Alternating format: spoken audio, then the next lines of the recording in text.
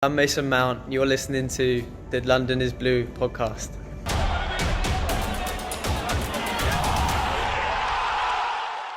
All right. Well, we need to continue moving on because I think this is where we can get a lot of information from you, Grant. This is a great part of it is the season's now over.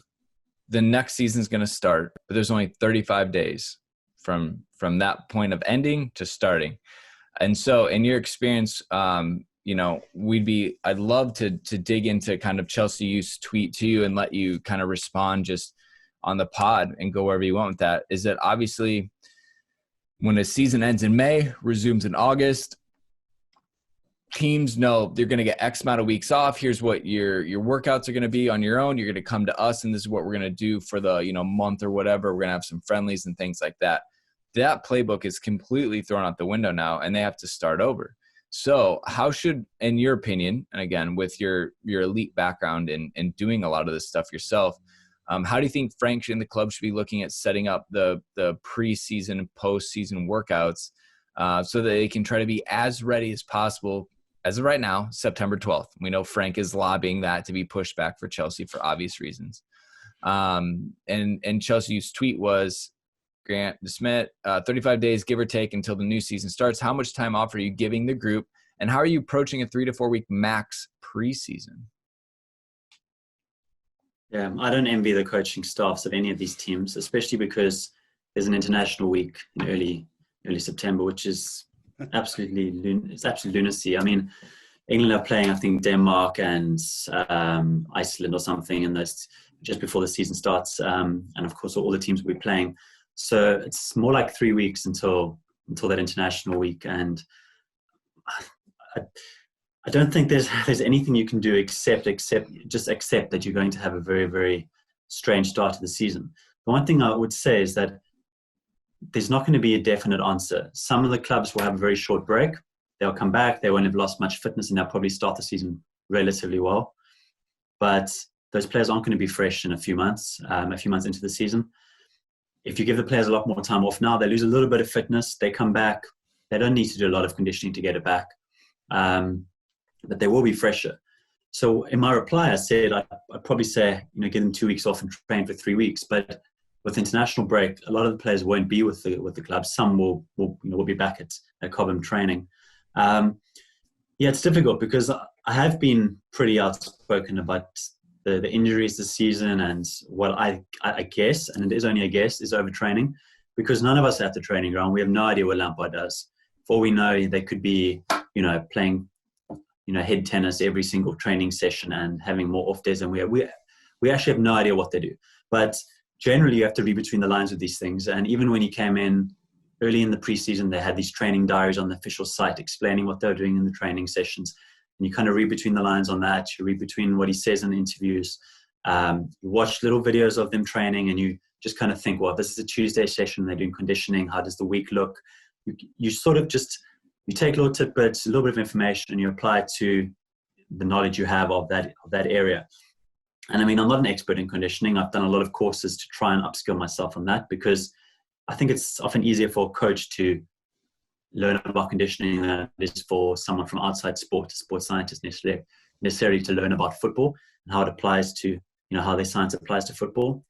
So a lot of it is based on assumption and some conjecture that I'm using, but it does seem that Lampard favors a fitness-heavy type of training. So in preseason, they did a lot of double sessions. They did a lot of running.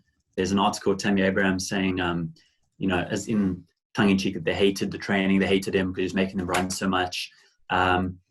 So it's clear that he worked the players really hard, and that's what he liked as a player. We all know he did loads of extra sessions. He used to call them putting on his spikes and doing these shuttle runs. And it is a concern for me that he thinks that all players need this, or if you want his team to be like him, they all need to train this way. And we've had a crazy number of muscle injuries this season. The thing is, though, as I said, when the schedule was busy after the restart, or even when we had that Champions League run, we didn't have a lot of injuries, because you play a match, you recover, and you play another match. You don't have any time to train. The players are just getting rid of their fatigue from the previous game as best as possible, and they play again. And it's why teams that have like tiny squads often just don't have any injuries. It's because the coach knows he can't overtrain the players. He doesn't have to worry about lots of different players, their training plans, because everyone's playing, and they just play and recover, and that's fine. Usually players don't get injuries from that. What does usually lead to injuries is if they haven't put the fatigue of a match to bed. They come back to training and they get worked too hard, and they start the next match with some fatigue already. And you can often just see it in players that they're not fresh. You can see that intensity in their pressing is not there. And I think the most damning evidence of all the little tips that you put together, and it's circumstantial, that you kind of pulling little bits of interview and quote, is that when we've had full weeks to prepare and you'd expect us to look really fresh and, pressing like crazy, we've looked really flat. And that would happen from Sheffield United early in the season. We had a full week to prepare, and then we weren't pressing at all. And if you look at, I don't use a lot of data, but I know that there's a playing styles sort